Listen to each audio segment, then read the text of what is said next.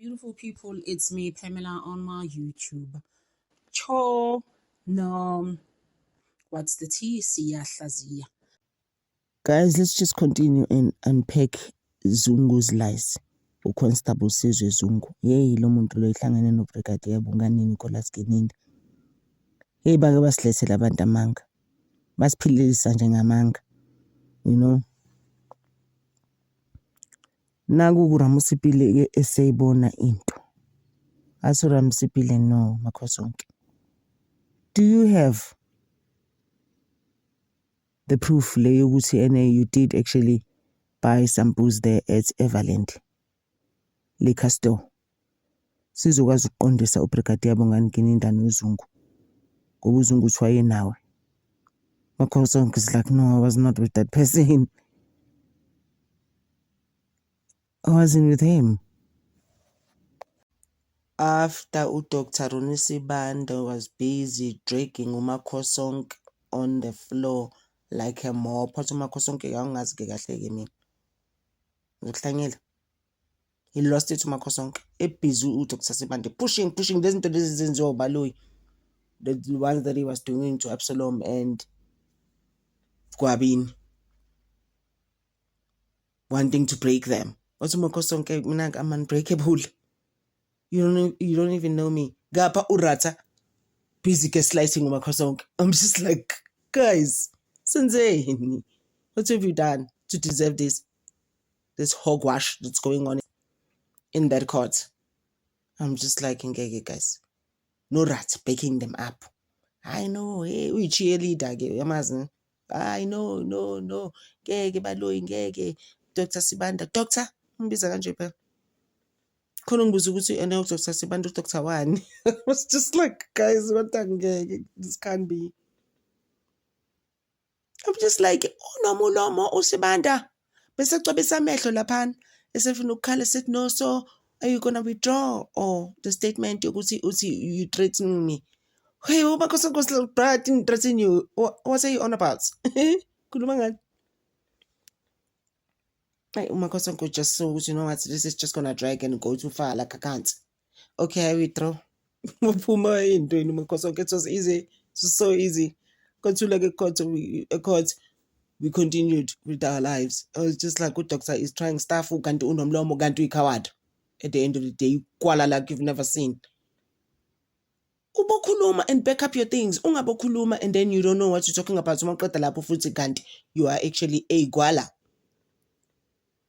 of a coward. Like, why?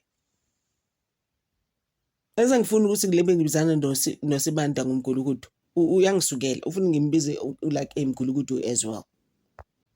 But in any case ke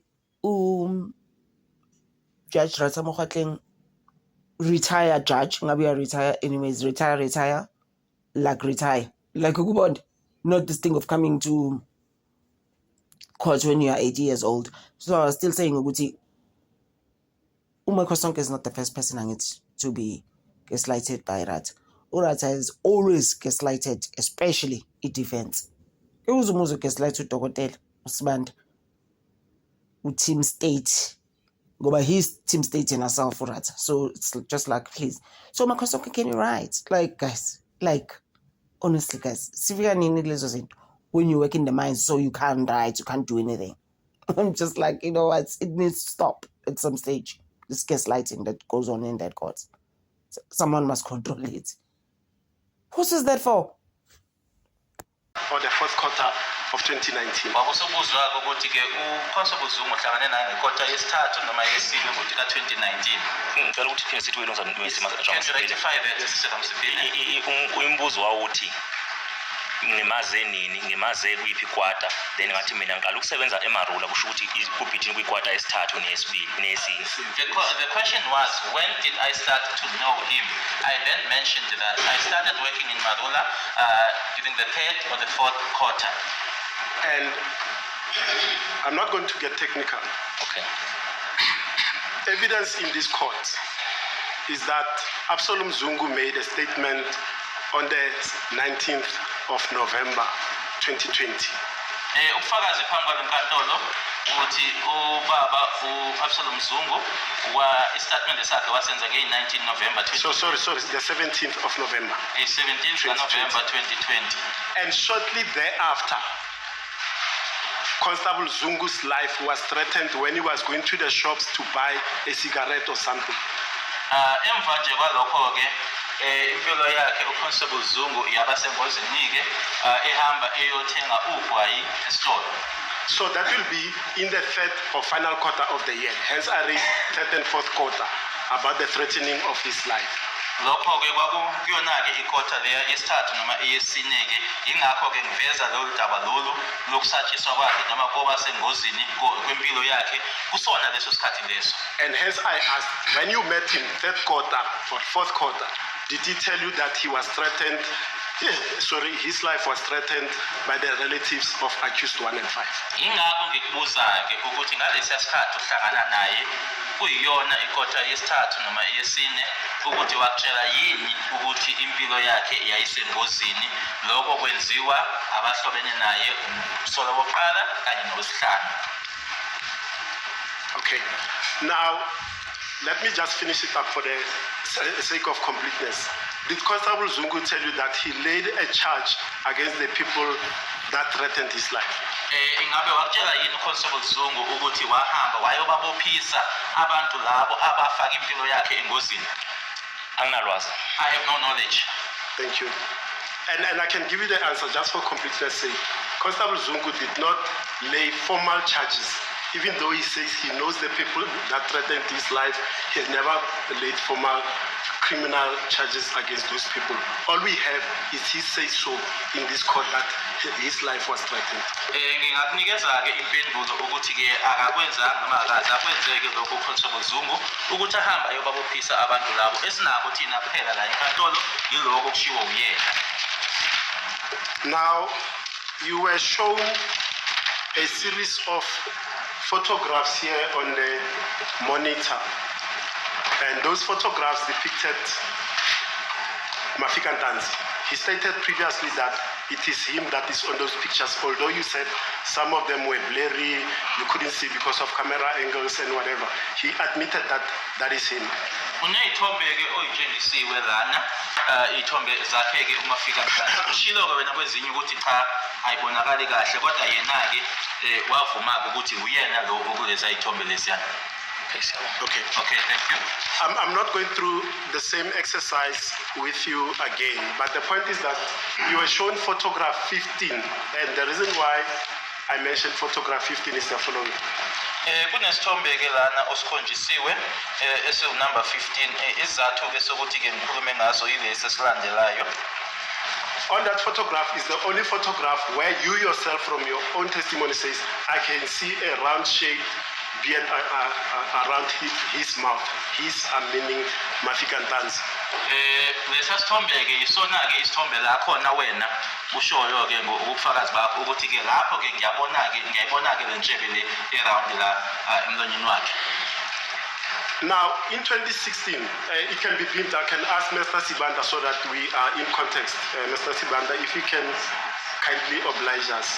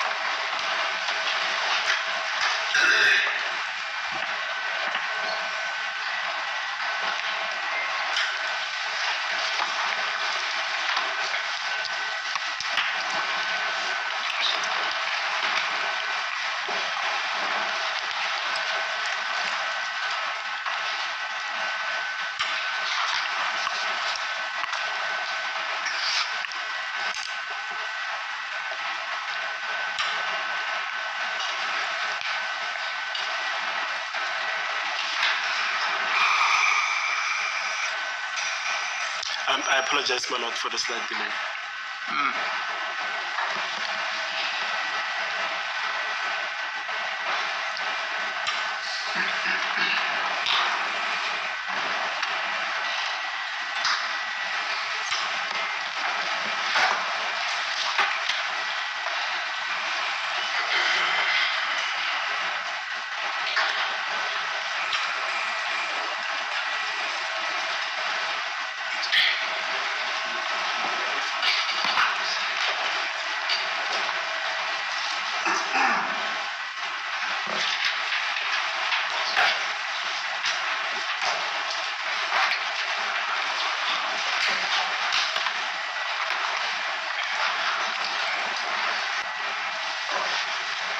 I think it's a photo on page 15, Mr. Sivan, please. Is that the one? No. It was a photo where he's wearing a yellowish. Yeah.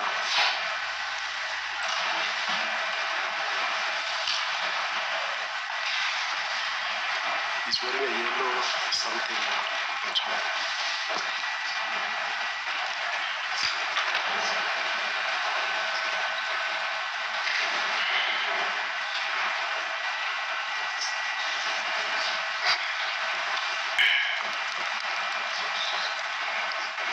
I wrote it 15, I don't know, maybe I made a mistake.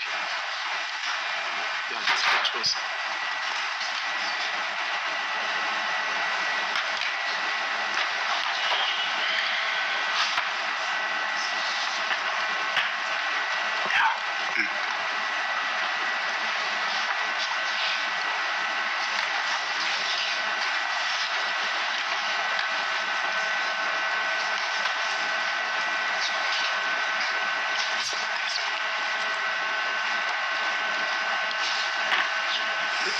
Okay, what?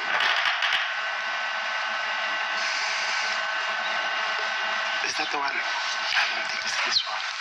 It's those 15 that you give us later, where it's got the CDI at the end and clear cut.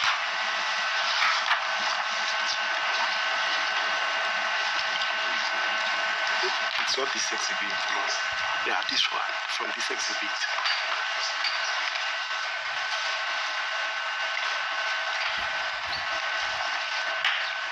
It's this one. Yeah. Page 4.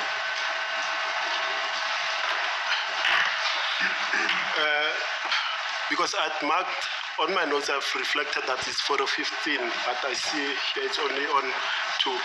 If you can jog my memory, Mr. Makosonke Zungu, is this the photo where you said I can see a round-shaped beard around the mouth of the person depicted there?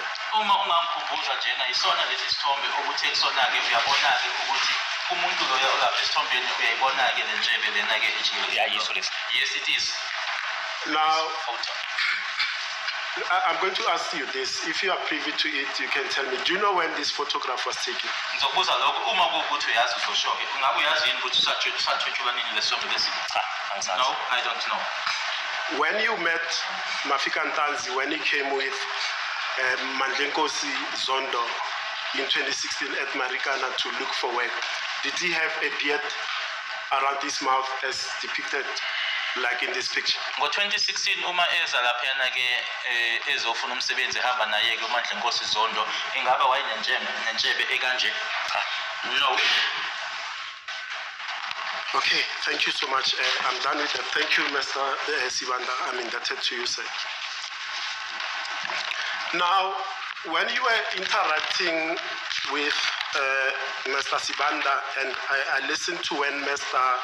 Jonas was interpreting to you when we're talking about the making of a statement and the administering of an oath.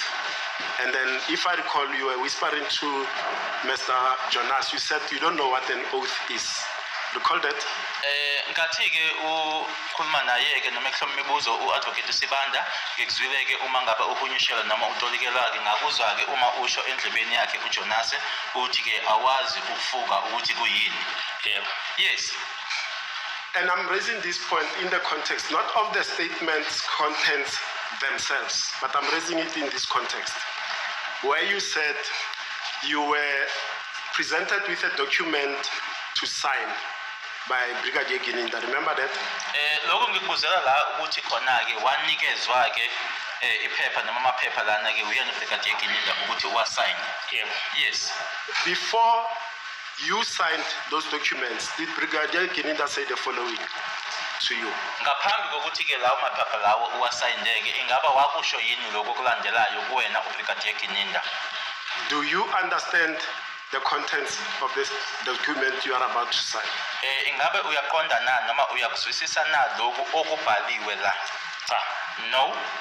Did you further say to you, you have no objection to taking the prescribed oath that he was about to administer to you? Ngabe wakuza yini-ke ukuthi awunako yini okukuvimbayo noma awunayo yini inkinga yokuthi-ke ukufungele lokhu azokusayindisa kona? Azange ngikusho. No, he never said it. Did you then confirm that indeed you don't have a prescribed oath and then you proceeded to sign the documents? Waqhubeka-ke noma ngabe wasuqhubeka-ke wena-ke ukuthi ngempela-ke uyakwazi ukuthi kuyini ukufunga wabe usiyasayina? Angisazi lonke lokho nje mina kwabuza ukuthi ngabe ngiyakhona ukuphikisayo noma khona enguvumayo kuyingokuzayo ku-edayo kulokho bekukhuluma izolo ngathi akukho kwathiwa hayi usungasayina ngavuma ngasayina. No, that was not said. The only thing that I was asked is to whether was there anything that I'm disputing, anything that I was adding to that which was discussed, what that was said the previous day. I then said no. I was then asked to sign. Did Brigadier Gininda warn you that the document you are about to sign is a sworn document? Ingaba wakwexwayisa yini uBrigadier Gininda ukuthi iphepha noma amaphepha la usuzowasayina-ke manje amaphepha-ke afungelwe noma lokho kwenziwa phansi kwesifuko okufunga? Cha. No.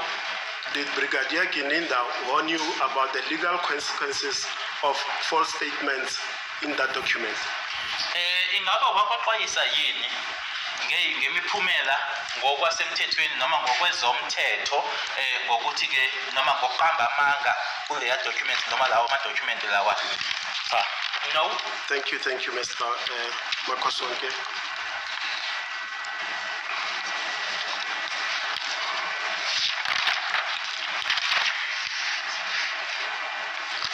Thank you. Let me see. Yes, it's fine. Yeah, I'm done with what I wanted to do with you respecting about my preparation. Now, I just want to see several notes on your interaction with Mr. Sibanda further. Now, regarding the alcohol that you bought at Overland, remember you explained yesterday to Advocate Sibanda that you bought a bottle of Jameson whiskey and some malt beer, 6 each. Remember that? Yes. Yebo, ngiyakhumbula-ke ngikhuluma ngabo-ke utshwala lobo bathengwa e-Overland. And previously, we've asked you whether you swiped and you confirmed that you swiped that transaction at Overland. Remember that? Sikubuzileke ukuthi wasebenzisa ikhadi yini lapho wavuma-ke nawe ukuthi waswipe. Yebo kunjalo. Yes, that's correct. Do you have currently, as I speak to you, a transaction for 2017 that reflects the purchase of that alcohol at Overland? Njengamanje nje ungaba unako yini noma-ke i-transaction noma-ke okukhombisayo ukuthenga kwakho laphayana e-Overland ngo-2017? Kunjalo. That's correct. Is it in your banking?